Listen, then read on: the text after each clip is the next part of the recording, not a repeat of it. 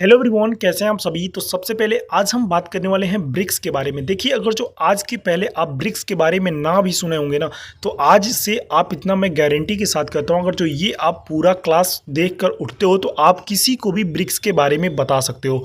और ब्रिक्स किस लिए बना था, ब्रिक्स कहाँ क्या है, तो इसके बारे में पूरा डिटेल्स जानना है तो पूरे वीडियो में अंत तक जरूर बने रहिएगा। देखिए, मैं क्या क्या बताने वाला हूँ इसमें। सबसे पहले आपको पूरी की पूरी पॉइंट यहाँ पे बता देता हूँ। तो सबसे पहले इसमें क्या क्या मुख्य बातें हुई इसके बारे में हम डिटेल्स में चर्चा करेंगे। फिर इसके बाद से हम बात करेंगे द्विपक्षीय बैठकें क्या हुई, मतलब कई तरीके के पॉइंट है इसमें, भाग लेने वाले नेता कौन कौन से थे इसके बारे में भी हम लोग पूरा जानेंगे। उसके बाद कि इसका परिणाम क्या निकला, मतलब इसमें मतलब जब ब्रिक्स का समिट हुआ है तो इसका क्या परिणाम निकला इसके बारे में भी बात करेंगे। आर्थिक सहयोग क्या क्या बात हुई इसके बारे में भी बात करेंगे। वैश्विक शासन क्या है इसके बारे में भी पूरा डिटेल्स बात करेंगे। सुरक्षा सहयोग को लेकर के क्या क्या चर्चाएं की गई इसके बारे में भी डिटेल्स जानेंगे। और मुख्य अपेक्षाएं क्या क्या रखी गई हैं ये भी जानेंगे। और भारत का इसमें आगे की चुनौतियां क्या है और भारत की इसमें भूमिका क्या रहने वाली है इसके बारे में भी पूरा डिटेल्स जानेंगे। तो मैं ये गारंटी के साथ कहता हूं, अगर जो आप पेशेंस बना के ना बस अंत तक बने रहे। देखिए, केवल फोटो लगा के पढ़ा देने से कुछ नहीं होता है। जब अगर जो कोई भी चीज़ अगर जो आप बारीकी से पढ़ते हो तो उसमें आपको बहुत ज़्यादा इंटरेस्ट आती है, और उसके बाद से उस चीज़ आप जब सीखते हो ना तो आपको एक अंतर मन से एक मन आती है कि कम से कम चलो भाई, ये टॉपिक मैंने अगर जो आज पढ़ा है तो उसको पूरा कंप्लीट पढ़ा है। ठीक है, तो बात करेंगे यहाँ पे सबसे पहले ब्रिक्स क्या है।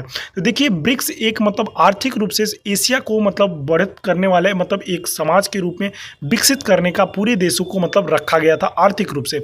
ब्रिक्स की बात की जाए तो 2001 में इसकी चर्चा की गई थी, और लेकिन ये बना कब, तो बना था 2009 में। और इसकी बात करें मुख्यालय की तो ब्रिक्स का मुख्यालय आपको संघाई चीन में देखने को मिल जाएगा। ठीक है, तो अब चलते हैं पूरा डिटेल्स ब्रिक्स के बारे में देखते हैं। ब्रिक्स में कितने सदस्य थे शुरू में, तो ब्रिक्स में आपको 5 सदस्य देखने को मिल जाता है। बी मतलब होता है ब्राजील, आर मतलब होता है रसिया, आई मतलब होता है इंडिया, सी मतलब हो जाता है चाइना, और यस मतलब हो जाएगा साउथ अफ्रीका।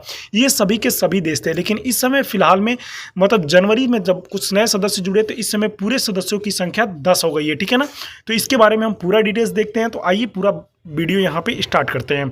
सबसे पहले बता दें, यह 16वां ब्रिक्स सम्मेलन जो कि आपको कजान में देखने को मिला है रसिया में, जो कि 22 और 24 अक्टूबर को हुआ था।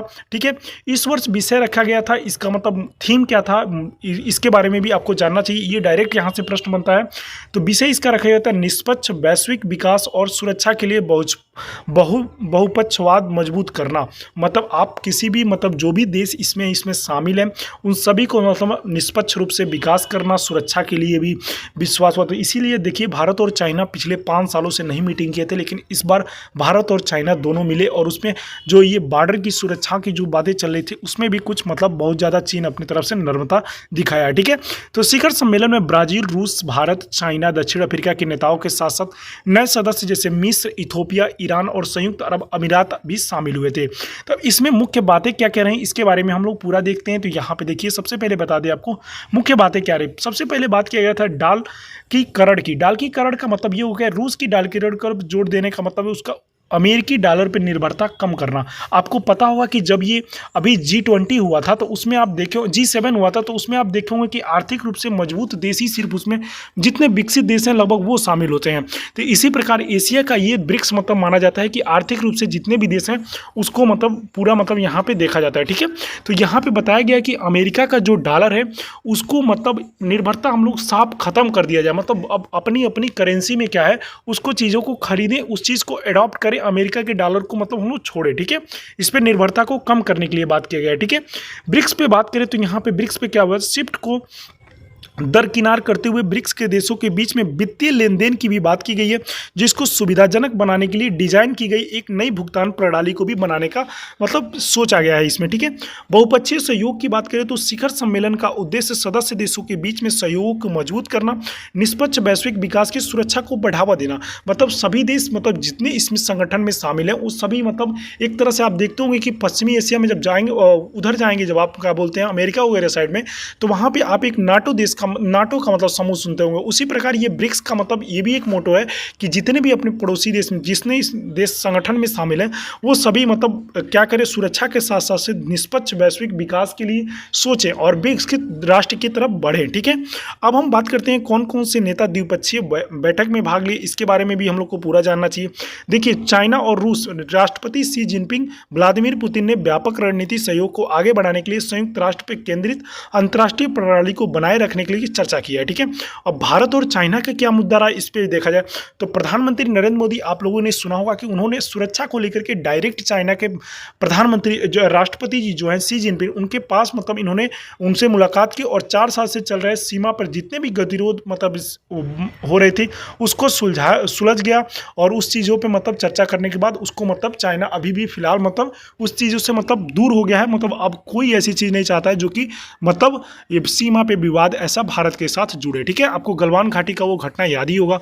ठीक है, तो ये सब चीज़ें भारत और चाइना को मतलब ब्रिक्स के मतलब इस समय बहुत ही ज़्यादा लाभ मिला है भारत को, बता दिया जाए तो यहाँ पे भारत और ईरान के क्या समझौते रहते, ईरान भी देखिए यहाँ पे आया हुआ था। तो देखिए, मोदी और राष्ट्रपति मसूद जोशी पेजेस्कियन के आर्थिक व्यापारिक संबंधों, अफगानिस्तान में पुनर्निर्माण, इजराइल और फिलिस्तीन पर संघर्ष की चर्चा की गई कि इस मतलब जितने भी युद्ध हो रहे हैं हमास और इजराइल के बीच उसको एक समझौता के तहत सुलटाया जा सके और जो कि ईरान इस पर मतलब चाहता है कि इस पर युद्ध ना हो, जिससे उसको आर्थिक स्थिति कितना ज़्यादा आपको देखते हैं कि कहीं भी युद्ध होता है तो उसको झेलना पड़ता है।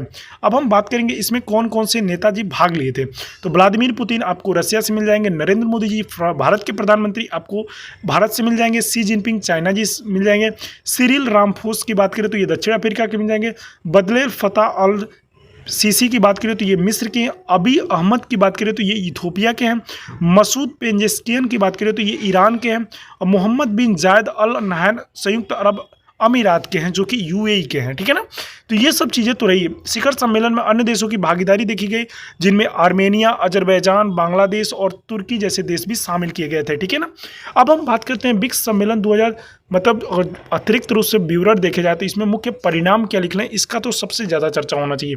तो मुख्य परिणाम की बात करें तो संयुक्त घोषणा की गई, नेताओं ने व्यापार, ऊर्जा, प्रौद्योगिकी सहयोग पर जोर देते हुए एक संयुक्त घोषणा की अपनाया है। ठीक है, ब्रिक्स विस्तार की बात करें तो नए देशों को शामिल करने के लिए सदस्य को विस्तार करने की सहमति दी गई। देखिए, कोई भी देश छोटा बड़ा नहीं होता है, अगर जो उसके पास भी कुछ अगर जो विकास करने के कुछ लक्ष्य है, विजन अगर जो अच्छा रखता है तो उस देश को भी इन्होंने शामिल करने के लिए अपने तरफ से आमंत्रित किया। अगर जो वो देश चाहता है तो इसमें आके जुड़ सकता है, ऐसी कोई बाउंडेशन नहीं है कि एशिया के कोई ऐसा देश हो जो इसमें छूटे। ठीक है ना, अब बात करें बहुपक्षीय सहयोग की तो ये सबसे बड़ी बात है ना भेदभाव करना। ठीक है, बहुपक्षीय सहयोग की बात करें तो जलवायु परिवर्तन पे, महामारी जैसे वैश्विक मुद्दे पर सहयोग की मजबूती करने की प्रतिबद्धता करेंगे। आपने सुना होगा रसिया में एक बार अकाल आया था, एक बार भारत में भी आया था और एक बार चाइना में भी आया था। तो ये सब चीज़ें मतलब अलग अलग देश जो होते हैं कि एक बार अपने देश में नहीं सिमट सकते हो, जब तक कोई दूसरा देश सहयोग नहीं करेगा तो इस चीज़ों से आप बाहर नहीं निकल सकते हैं। ठीक है ना, अब हम बात करते हैं आर्थिक सहयोग की बात करें तो क्या क्या इसमें चर्चा की गई थी, इसके बारे में यहाँ देखिए। आर्थिक सहयोग की बात किया जाए तो यहाँ पे फर्स्ट नंबर पे आता है ब्रिक्स जो कि है। ब्रिक्स यहाँ पे ब्रिक्स के नेतृत्व वाले विकास बैंकों की स्थापना करने की योजना बनाया है। ठीक है, व्यापार समझौते की बात करें तो सदस्य देशों के बीच ट्रैफिक कम करने और व्यापार बढ़ाने पर भी चर्चा किया गया है। ऊर्जा भागीदारी की बात करें तो ऊर्जा अन्वेषण, उत्पादन, परिवहन पे सहयोग करने के लिए भी बात की गई है। अब वैश्विक शासन मतलब एक कोई भी ब्रिक्स है मतलब कोई भी समिट होता है, कोई भी संगठन बनाया जाता है तो उसमें भी शासन के बारे में भी कुछ चर्चा करनी चाहिए, तो वो जो किया गया। जैसे संयुक्त राष्ट्र सुधार में बात की जाए तो संयुक्त राष्ट्र में अधिक प्रतिनिधि समावेशी बनाने के लिए सुधारों का आह्वान किया। जैसे चाइना नहीं चाहता है कि भारत मतलब उसमें वीटो पावर हासिल करे, उस चीज़ पर भी चर्चा किया गया। अब देखा जाए कि आने वाले समय में चाइना क्या भारत का सपोर्ट करता है कि नहीं करता है, ये देखने लायक बात होगी। ठीक है, तो IMF की बात करें तो अंतर्राष्ट्रीय मुद्रा कोष, जिसको आपको पता होगा कि किसी भी देश को अर्थव्यवस्था के मतलब बिगड़ती है तो वहाँ से वो लोन ले सकता है। तो उसमें क्या बोलते हैं, सुधार और उभरती अर्थव्यवस्थाओं के लिए अधिक प्रतिनिधित्व को मतदान अधिकारों के लिए दबाव बढ़ाना, मतलब वहाँ से मतलब ज़्यादा से ज़्यादा पैसा मिल सके, इसके बारे में भी यहाँ पे बात किया गया है। अब हम बात करेंगे सुरक्षा सहयोग के बारे में। तो देखिए, सबसे बड़ा चीज़ है आतंकवाद का मुकाबला। आतंकवाद से निपटने के लिए सहयोग बढ़ाने के लिए समझौता किया गया। साइबर सुरक्षा, देखिए इस समय कितना बड़ा डिजिटल जब से आया है तब से साइबर सुरक्षा का भी मतलब बहुत ज़्यादा मतलब सुरक्षा करना मुश्किल हो गया है। तो सभी देशों को मतलब मिलकर ये काम करना चाहिए। तो ब्रिक्स में साइबर सुरक्षा को भी केंद्र स्थापित करने की योजना की गई थी, मतलब योजना बनाई गई। क्या क्या ब्रिक्स सम्मेलन 2024 में विशेष पहलू के बारे में अधिक जानकारी चाहते हैं तो इसके बारे में आप पूरा यहाँ पे देख सकते हैं। तो सबसे पहले बात करें मुख्य अपेक्षाएं क्या क्या इसमें रखी गई। तो मुख्य अपेक्षाएं में बढ़ा हुआ सहयोग, ब्रिक्स सदस्य व्यापारों को ऊर्जा प्रौद्योगिकी मजबूत उम्मीदी बहुध्रुवीय विश्व की बात करें तो शिखर सम्मेलन में बहुध्रुवीय दुनिया को बढ़ावा देना, जैसे अमेरिका नेतृत्व वाली वैश्विक व्यवस्था को भी निर्भरता को कम करना। ठीक है, इस सब चीज़ें के बारे में भी बात किया गया। वैश्विक शासन की बात करें तो ब्रिक्स में अंतर्राष्ट्रीय संस्थानों को सुधार पर जोर दिया जा सकता है, जिससे अधिक प्रतिनिधित्व को प्रभाव की मांग की जा सकती है। आगे की चुनौती क्या रखने वाली है इसमें, मतलब ब्रिक्स में, मतलब मान लीजिए आगे की चुनौती क्या है, इस पर भी चर्चा की गई। तो आंतरिक विरोधाभास नहीं होना चाहिए किसी भी देश को। तो सदस्यों में राजनीतिक, आर्थिक और रणनीतिक के हित अलग अलग, जिसमें समूह में महत्वाकांक्षी एजेंडे को लागू करना चुनौतीपूर्ण हो जाता है। इस चीज़ से आपको बचना होगा। मतलब सभी देशों को यहाँ पे मतलब एक तरह से चर्चा किया गया है कि इस चीज़ों से हम लोगों को बचना होगा, अपनी मतलब आंतरिक विरोधाभास से जो भी अपने देश के अंदर होते हैं। ठीक है, यहाँ पे बात करें तो भूर्जा नीति का प्रतिनिधित्व की बात करें तो चीन, भारत, ब्राजील के बीच तनाव उभर सकता है, क्योंकि वैश्विक दक्षिण के नेतृत्व के लिए होड़ कर रहे हैं। जैसे चाइना भी चाह रहा है कि दक्षिण में मेरी सबसे ज़्यादा मतलब बातें चलें, भारत भी चाहता है, ब्राज़ील भी चाहता है। तो इस चीज़ों पे मतलब थोड़ा भी आप सोच विचार करके इसमें रख सकते हैं। अब इसमें भारत गया था तो भारत की भूमिका क्या थी? भारत की भूमिका ये रही कि संतुलित कार्य किया जाए। भारत इस मंच को उपयोग बहुध्रुवीयता के लिए अपनी प्राथमिकता को अंतर्राष्ट्रीय संस्थानों में प्रतिनिधित्व को कमी और निराशा को दोहराने के लिए कर सकता है। ठीक है, बात करें अनौपचारिक गठबंधन की बात करें तो भारत अपने हितों की रक्षा के सहयोग में पश्चिमी विरोधी बयानबाजी प्रभावित होने से रोकने के लिए समान विचारधारा वाले सदस्यों का साथ गठबंधन बना सकता है। कुल मिलाकर ब्रिक्स शिखर सम्मेलन 2024 की महत्वपूर्ण होने की उम्मीद है, लेकिन आंतरिक विरोधाभास और भूराजनीतिक प्रतिनिधित्व के कारण इसमें वास्तविक परिणाम और अनिश्चित बने हुए हैं। मतलब अपनी अपनी देशों को मतलब सब चाहते हैं कि मैं, जैसे अमेरिका एक मतलब देश अलग अपना होड़ स्थापित किया है, मतलब विश्व में सबसे अलग स्थापित किया है। सेम टू सेम यही प्रणाली चाइना भी चाहता है, ब्राज़ील भी चाहता है, रसिया भी चाहता है और यहाँ पे भारत भी चाहता है। तो इस चीज़ों पे मतलब विचार करके कौन ऐसा सक्षम है उसके बारे में यहाँ पे बात किया जाए। तो आई होप, मैं आशा करता हूँ कि ये ब्रिक्स के बारे में आप पूरा डिटेल जान चुके होंगे 2024 में। तो मैं आशा करता हूँ आपको ये वीडियो पसंद आई हो तो अपने दोस्तों के पास जरूर शेयर करिएगा और चैनल पर नए चैनल को सब्सक्राइब कर लीजिएगा। Thank you so much.